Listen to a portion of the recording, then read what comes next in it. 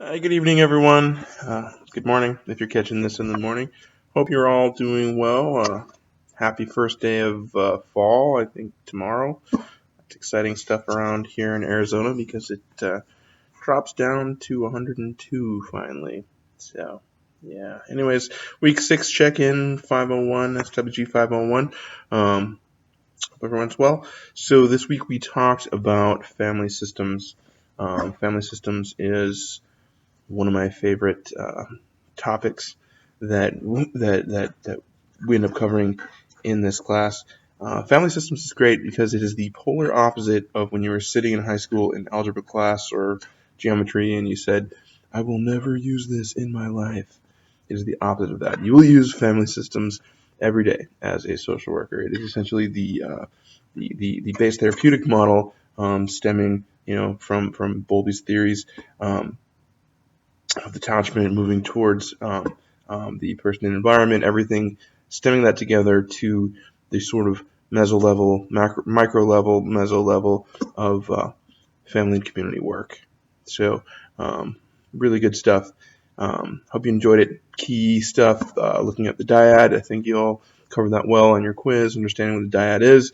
A couple folks didn't quite catch, and I really want you to make sure that the dyad is within the family unit.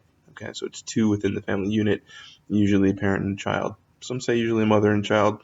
I'm a dad's advocate. I don't really like that so much, so I say parent and child. Talked about cultural trends as well. Um, Got through that. The discussion question I thought was really good, and really good.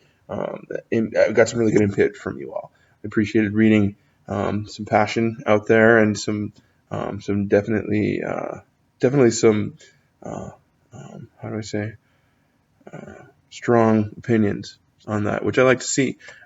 It's a fascinating topic to look at because it is such a ethical quagmire, but such a necessary piece of social work and what we do in the child welfare system.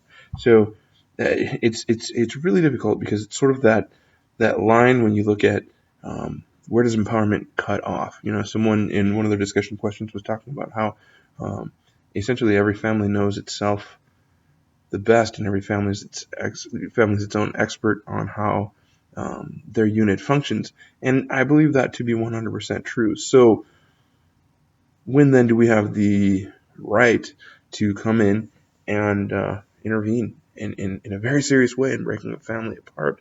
It's a huge responsibility that we end up taking on, and deserves some thought and more than some thought, quite a bit of thought, and some study, some discussion.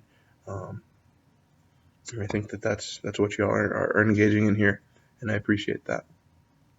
So this week, we're going to do some more on culture, and then really quickly um, diving into the second part, the second arc, or not the second arc, but the the the downside of the arc of this class. Um, Let me look at it like that. First part of the class talks about a lot of theoretical pieces. The second part is very purely developmentally, um, educationally based, which we're getting to now. So your first module, you're going to talk about fetal development. Okay. Lots of key terminology in there. You're going to want to look at talking about kids, talking about substance abuse, prenatal substance abuse, huge issue here in Arizona and elsewhere. Something that you need to know the ins and outs of. Um, and we're going to move on to talking some about infancy. And what I really want you getting out of infancy is looking at developmental norms. Okay. Um, I think that it's sometimes there's some really big misnomers about developmental norms, especially in infancy, in terms of milestones that should be there. There are specific milestones that we look for. They have big ranges, though, okay? And I want you to look at that and pay attention to your reading as to what the normative ranges are to um, move towards being able to differentiate between normative versus non-normative development. Extremely important in your assessments that you will be doing later on in your career as a social worker, and also extremely important in your assessment that you're doing for this class with your biopsychosocial assessment paper. Speaking of the paper, I hope y'all are working diligently on that. About this point, if you're paying attention through as you click through the units, I give suggestions as to how far in you should be at this point. You should have pretty much the body of the paper filled out, sketched out, kind of rough drafty, kind of working on what you're going to do for your conclusion. Remember that your conclusion is going to be video formatted.